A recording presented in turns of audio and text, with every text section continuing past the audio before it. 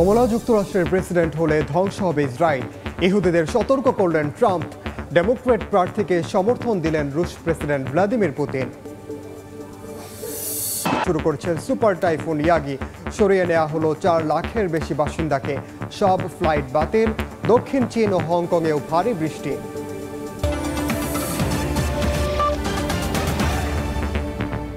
আন্তর্জাতিক সময়ের সঙ্গে আছে আমি ওমর ইনাম। মার্কিন প্রেসিডেন্ট নির্বাচনে ডেমোক্র্যাট প্রার্থী কমলা হ্যারিস জয়ী হলে ইসরায়েল ধ্বংস হয়ে যাবে বলে সতর্ক করেছেন রিপাবলিকান প্রার্থী ডোনাল্ড ট্রাম্প। একই সঙ্গে তিনি নির্বাচিত হলে ধনকুবের ইলন মাস্ককে সরকারের দক্ষতা কমিশনের প্রধান বানানোর ঘোষণা দিয়েছেন সাবেক এই প্রেসিডেন্ট।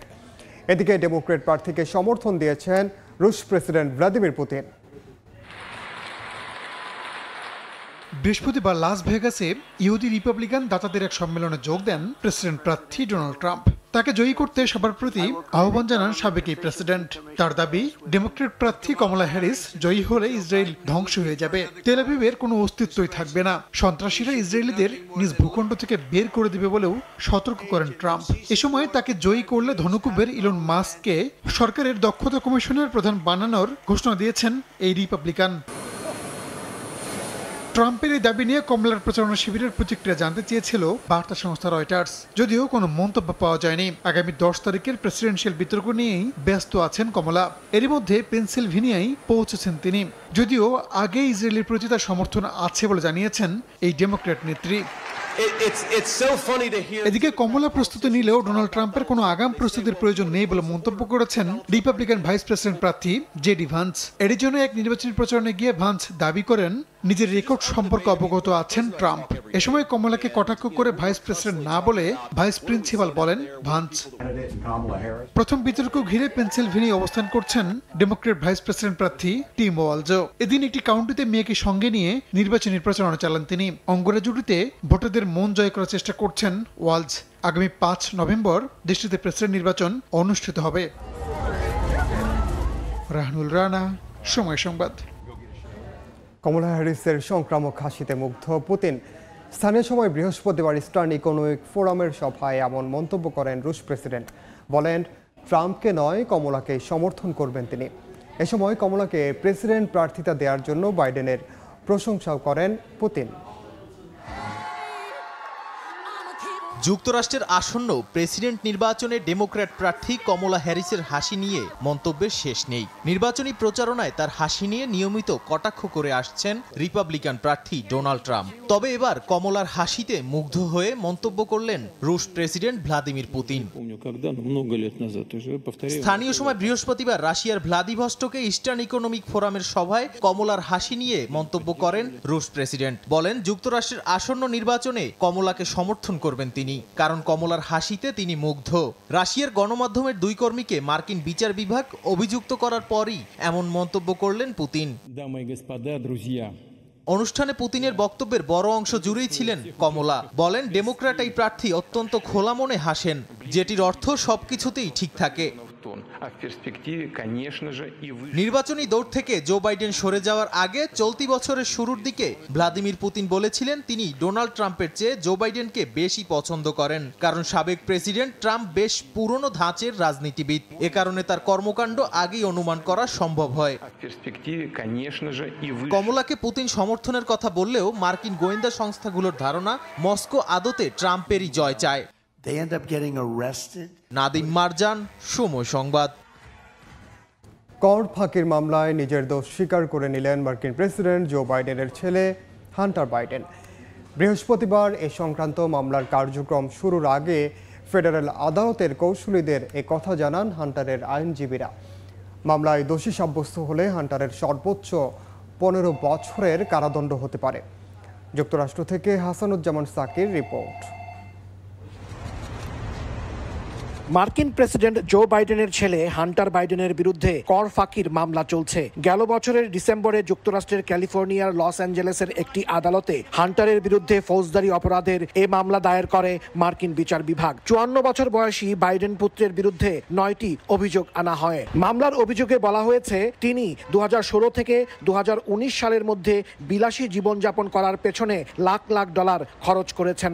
এ সময় তিনি ইচ্ছাকৃতভাবে $14 লাখ কর পরিশোধ করেননি। তবে হান্টার এই অভিযোগ অস্বীকার করে আসছিলেন।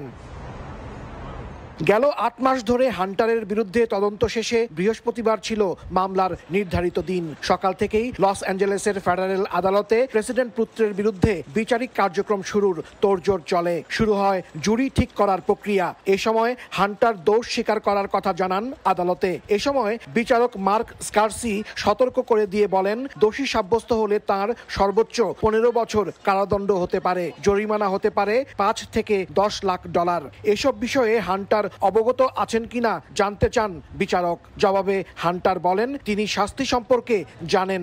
এরপরই আদালত হান্টারের স্বীকারোক্তি গ্রহণ করেন।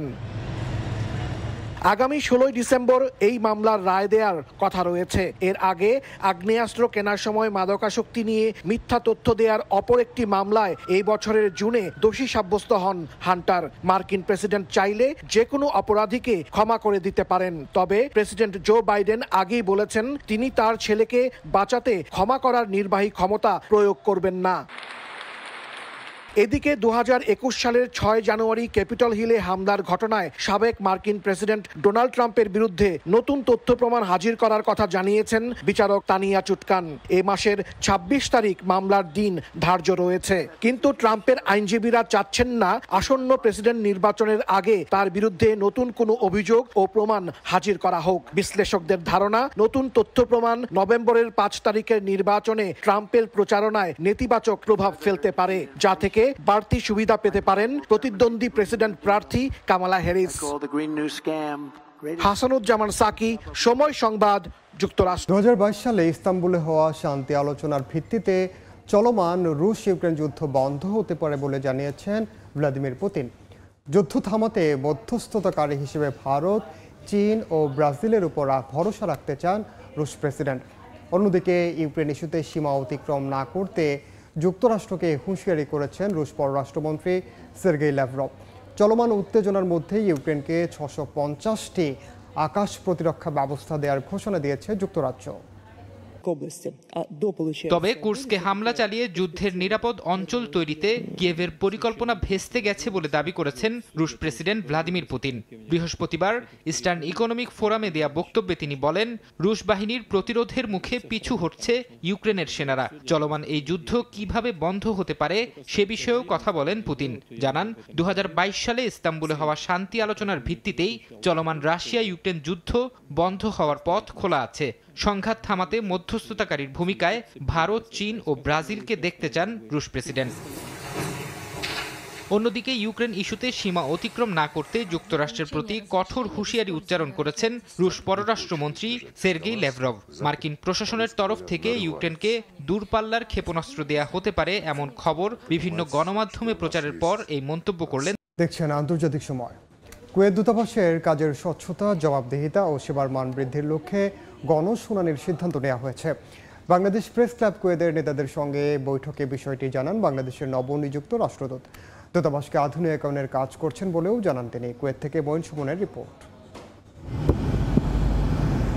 বৈষম্য বিরোধী ছাত্র আন্দোলন চলাকালে একাত্মতা প্রকাশ করেছিলেন কুয়েতে বসবাসরত প্রবাসী বাংলাদেশিরাও। এ নিয়ে কোনো সমস্যার মুখে পড়তে হবে কিনা তা জানতেই রাষ্ট্রদূতের সঙ্গে সাক্ষাৎ স্থানীয় সাংবাদিকদের।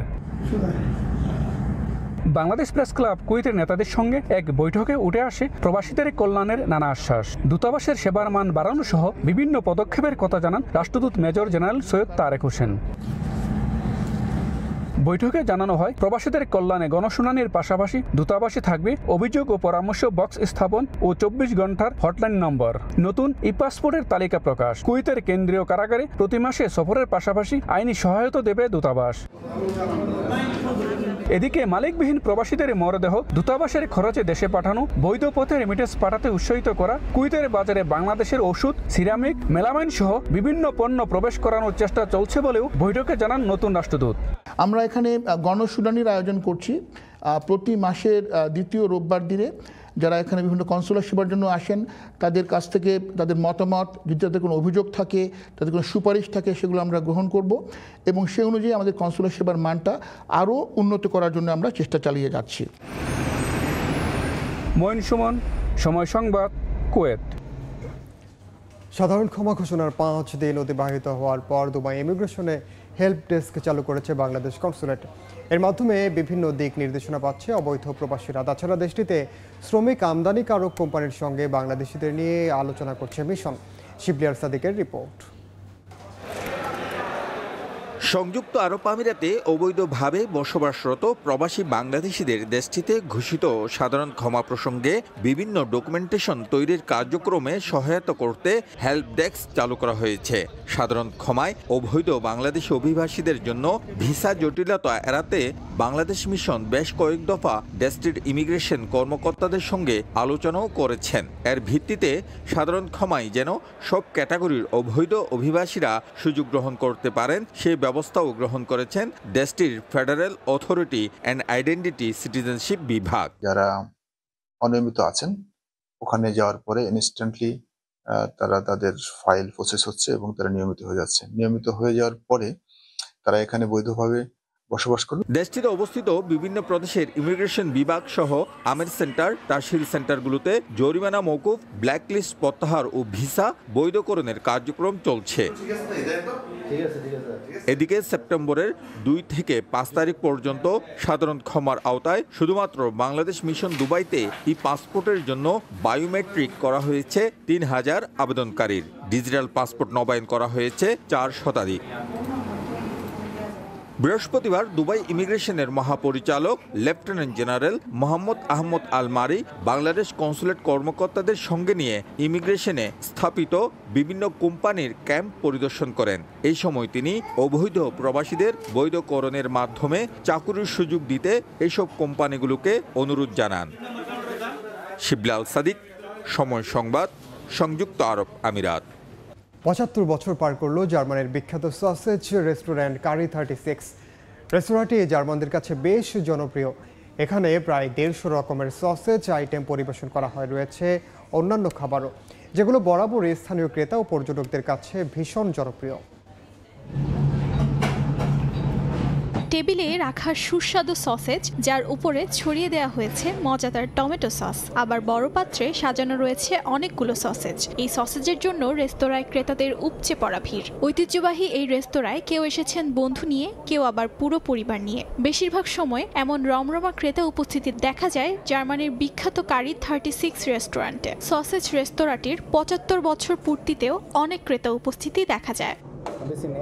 75 বছর পূর্তি উপলক্ষে কারিওয়ার্স্ট 36 ক্রেতাদের জন্য ভোজন বিলাসের আয়োজন করে। মূলত কারিওয়ার্স্ট 36 বিখ্যাত তাদের প্রায় 150 রকমের সসেজ আইটেমের জন্য। বিশেষ উপায় কেটে এই সসেজগুলো পরিবেশন করা হয় কারি পাউডার এবং বিশেষ ধরনের টমেটো সসের সঙ্গে, যা দীর্ঘ 75 বছর ধরে তৃপ্তির সঙ্গে খেয়ে আসছেন গ্রাহকরা।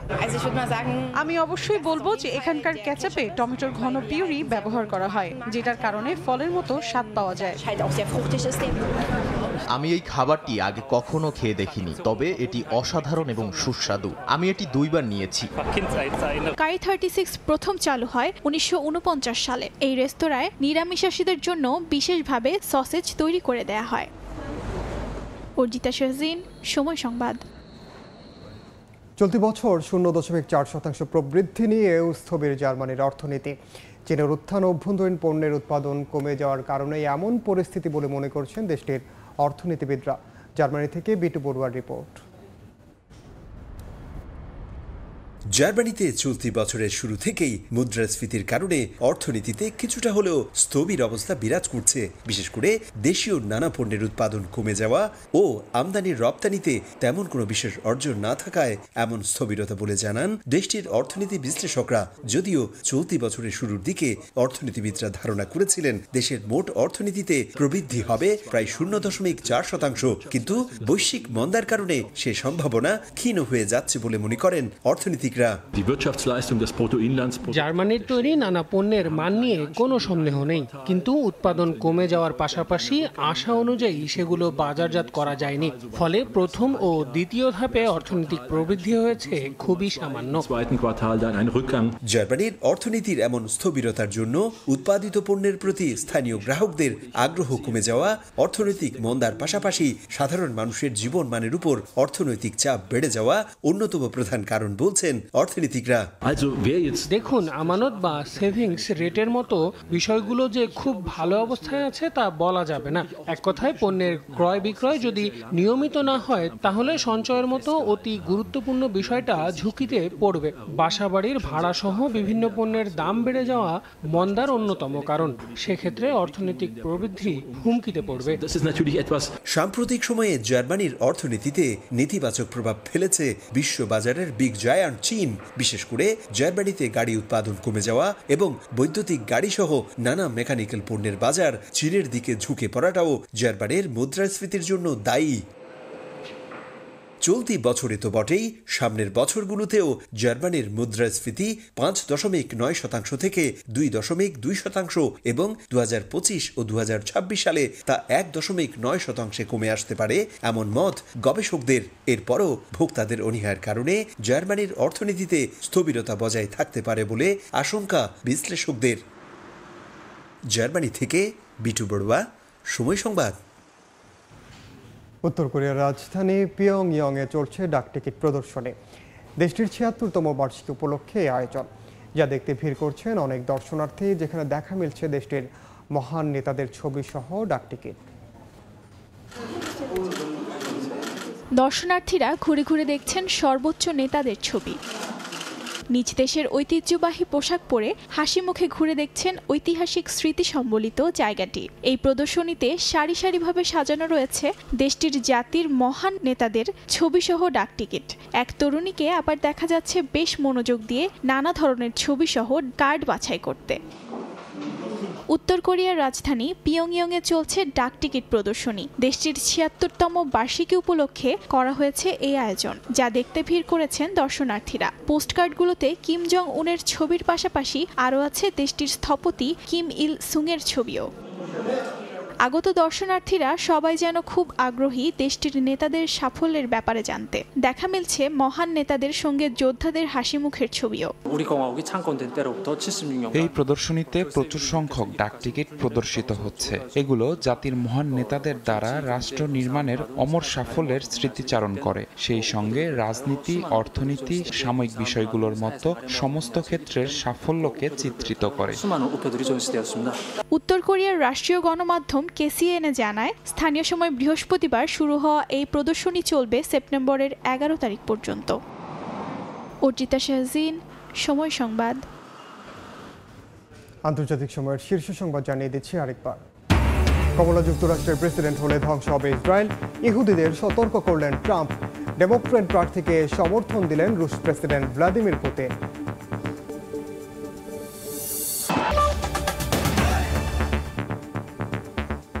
এই ছিল আন্তর্জাতিক সময়ের সঙ্গে থাকুন সময়ে।